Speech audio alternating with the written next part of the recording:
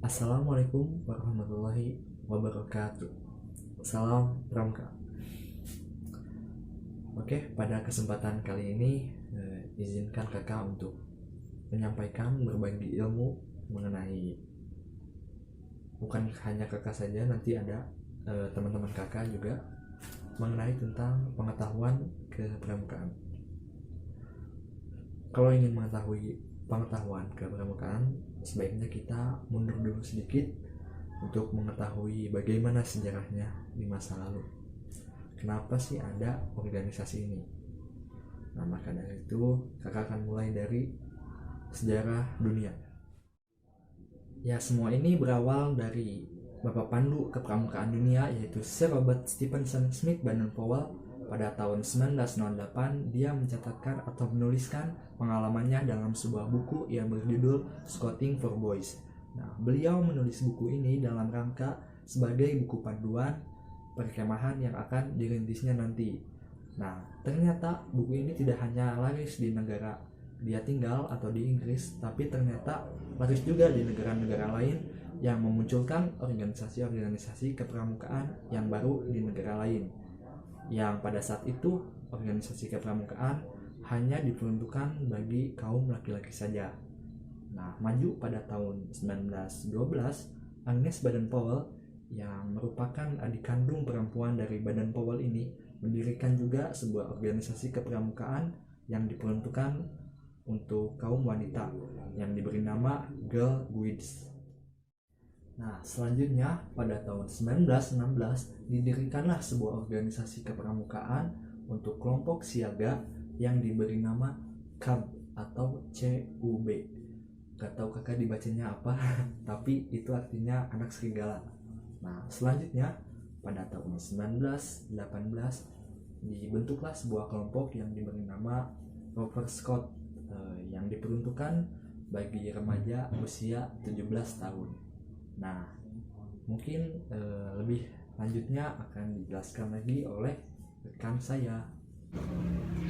Pada tahun 1922, Baden-Powell mempublikasikan buku yang berjudul Referring to Success yang menceritakan ada seorang pemuda yang ingin mengayuh sampannya secepat mungkin atau sesegera mungkin untuk menuju ke pantai bahagia. Pada tanggal 30 Juli sampai 8 Agustus tahun 1920,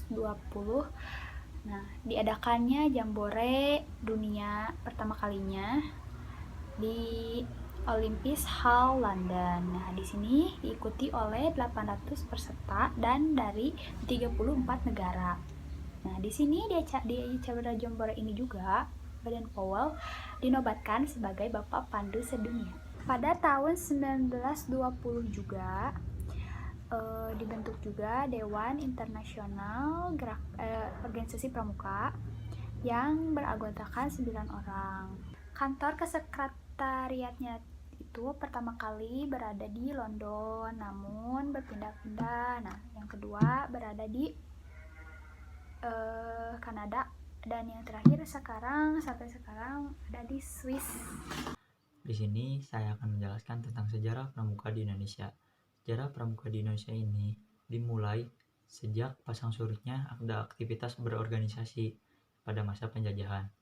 Pada tahun 1923 dibentuklah atau didirikanlah sebuah organisasi, yaitu National Pathfinder Organization atau yang kita kenal NPO, yang dibuat itu di Bandung. Namun pada tahun yang sama di tempat yang berbeda, yaitu di Jakarta, dibuat juga organisasi, yaitu Young Indonesian National Pathfinders atau JIPO. Setelah 3 tahun kedua organisasi ini didirikan, mereka melebur menjadi satu yang dikenal dengan Indonesian National Pathfinder Organization atau INPO pada tahun 1926, sehingga pramuka dikenal dengan 3 masa, yaitu pada masa penjajahan Belanda, pada masa penjajahan Jepang, serta pada Indonesia merdeka. Masa Belanda. Gerakan kepramukaan ini dibawa oleh Belanda pada masa kolonial. Didirikan oleh Belanda dengan nama Nederland Indians Pathfindery Vereniging. Dalam bahasa Indonesia dikenal dengan Persatuan Pandu-Pandu Hindia Belanda. Beberapa tokoh menganggap organisasi ini bisa membentuk karakter masyarakat yang pada saat itu masih dijajah, sehingga beberapa organisasi lain ikut didirikan. Kemudian, setelah Sumpah Pemuda, kesadaran masyarakat Indonesia semakin meningkat, hingga beberapa organisasi kepanduan bergabung. Pada tahun 1930, terbentuklah Pandu Pemuda Sumatera atau biasa kita singkat dengan PSS. Pada tahun 1931, terbentuk Persatuan Antar Pandu Indonesia.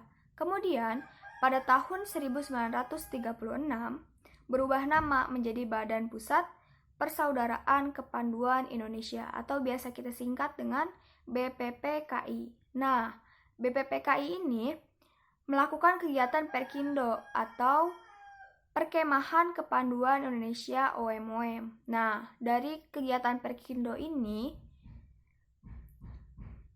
menjadi cikal bakal pelaksanaan kegiatan Jambore hingga sekarang. Pada masa penjajahan Jepang, kepanduan yang ada di Indonesia masih tetap bertahan, tetapi pada Perang Dunia Kedua, Jepang melakukan penyerangan terhadap Belanda yang mengakibatkan pemuda-pemuda yang masuk di kepanduan juga ikut masuk ke organisasi PETA, Keibodan, dan Seinendan.